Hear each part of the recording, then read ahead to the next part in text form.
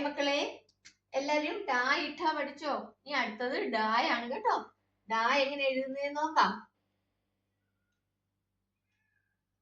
ഇതാണ് ഡ. ട ഇട്ട ഡ. ട ട ഡ. ഈസിയാണ്. ഇങ്ങനെ വളച്ചിലൊക്കെ കണ്ട് പേടിക്കേണ്ട ആവശ്യമില്ല. ഡ കണ്ടോ? നമ്മൾ ഇജ പഠിച്ചില്ലേ? ഇജ എങ്ങനെ പഠിച്ചല്ലേ? അപ്പൊ ഇതിന്റെ ഈ ഒരു സംഭവം നമുക്ക് വേണ്ട. അല്ലാതെ ബാലൻസ് മാത്രം നമ്മൾ ഇങ്ങനെ എഴുതിയാൽ മതി. കണ്ടോ? ഡ.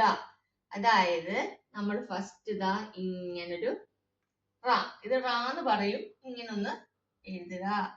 എന്നിട്ട് എന്ത് ചെയ്യുക? അതിൽ കൂടെ മുകളോട്ട് എഴുതുക. എന്നിട്ട് അവിടുന്ന് ഇതാ ഒന്നും കൂടെ താഴോട്ട് എഴുതി മുകളോട്ട് കൊണ്ടുപോവുക. ഇത്രേ ഉള്ളൂ. നോക്ക്, ഇതാ ആദ്യമേ നമ്മള് ഇങ്ങനെ എഴുതുക. അത് കഴിഞ്ഞിട്ട് അതിൽ കൂടെ തന്നെ നമ്മൾ മുകളോട്ട് വളച്ചു കൊണ്ടുവരിക. അപ്പൊ ഇതെന്തായി? നമ്മൾ കായ്ക്ക ഗ പഠിച്ചല്ലേ? ഈ ഗ എന്നുള്ളത് തിരിച്ചെഴുതണം. അതായത് ഈ ഭാഗം ഇവിടെ വരണം. അത് മക്കൾക്ക് കൺഫ്യൂഷൻ ആവുന്നത് കൊണ്ടാണ് ഇങ്ങനെ കാണിക്കുന്നത് കേട്ടോ. ആദ്യമേ നമ്മള് ഇങ്ങനെ എഴുതി ഇതിന്റെ കൂടെ മുകളോട്ട് പോയി അല്ലേ? അതിൽ നിന്ന് താഴോട്ട് വന്നിട്ട് മുകളോട്ട് ഇങ്ങനെ കൊടുത്തു കഴിഞ്ഞാൽ ഇതെന്തായി?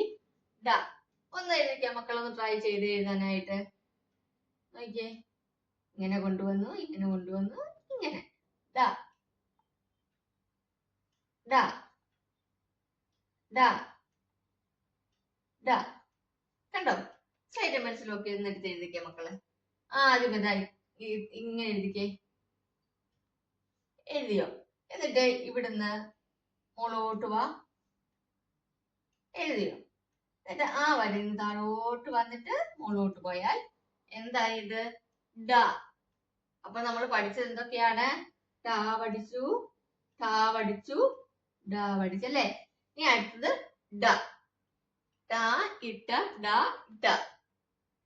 അടുത്ത ക്ലാസ്സിൽ അത് പഠിക്കാം കേട്ടോ. എല്ലാവരും ഇരുന്ന് എഴുതി പഠിക്കണം. പഠിച്ച കാര്യങ്ങളൊക്കെ കമന്റ് ചെയ്യണം കേട്ടോ. അടുത്ത ക്ലാസ്സിൽ കാണാം. ബൈ.